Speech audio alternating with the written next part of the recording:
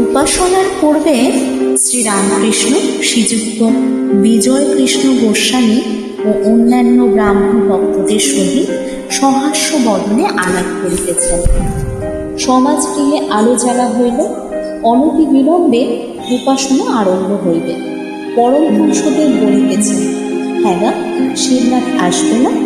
একজন ব্রাহ্ম ভক্ত বলিতেছেন, না, আজ তার অনেক কাজ, আসতে পারবে না।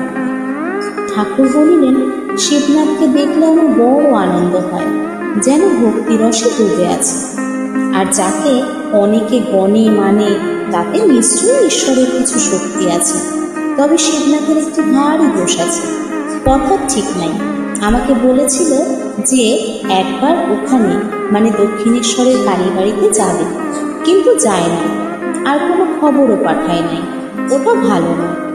এইরকম আছে যে সত্য কথাই কলির তপস্যা। সত্যকে আঁট করে ধরে থাকলে ভগবান লাভ হয়, সত্যে আঁট না থাকলে ক্রমে ক্রমে সব নষ্ট হয়। আমি এই ভেবে যদিও কখনো বলে ফেলি যে বাহ্যে যাব, যদি বাহ্য নাও পায় তবুও একবার গাড়িটা সঙ্গে করে ঝাউতলার দিকে যাই। ভয় হয় পাছে সত্যের আট যায়। আমার এই অবস্থার পর মাকে ফুল হাতে ধরে বলেছিলাম, মা, এই নাও তোমার জ্ঞান, এই নাও তোমার অজ্ঞান, আমায় শুদ্ধ ভক্তি দাও। এই নাও তোমার সূচি, এই নাও তোমার অসুচি, আমায় শুদ্ধ ভক্তি দাও না। এই নাও তোমার ভালো, এই নাও তোমার মন্দ, আমার শুদ্ধ ভক্তি দাও। এই নাও তোমার পুণ্য, এই নাও তোমার পাপ, আমার শুধু শুদ্ধ ভক্তি দাও। যখন এইসব বলেছিল তখন এ কথা বলতে পারি নাই, মা, এই নাও তোমার সত্য, এই নাও তোমার অসত্য। সব মাকে দিয়ে পড়লুম, সত্য মাকে দিতে পারলুম না। ব্রাহ্ম সমাজের পদ্ধতি অনুসারে উপাসনা আরম্ভ হইল। বেদির উপর আচার্য সম্মুখে সেজ। উদ্বোধনের পর আচার্য পরম ব্রহ্মের উদ্দেশ্যে বেদোক্ত মহামন্ত্র উচ্চারণ করিতে লাগিলেন। ব্রাহ্ম ভক্তগণ সমস্বরে সেই পুরাতন আর্য ঋষির শ্রীমুখ মিশ্রিত তাহাদের সেই পবিত্র রসনার দ্বারা উচ্চারিত নাম গান করিতে লাগিলেন।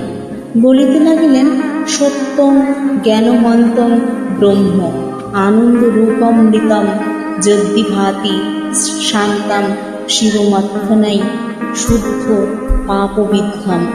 প্রণব সংযুক্ত এই ধ্বনি ভক্তদের হৃদয়াকাশে প্রতিধ্বনিত হইতে লাগিল। অনেকের অন্তরে বাসনা নির্বাপিত প্রায় হইল, চিত্ত অনেকটা স্থির ও ধ্যান প্রবণ হইতে লাগিল। সকলেরই চক্ষু মুদিত। ক্ষণকালের জন্য বেদোক্ত সগুণ ব্রহ্মের চিন্তা করিতে লাগিলেন।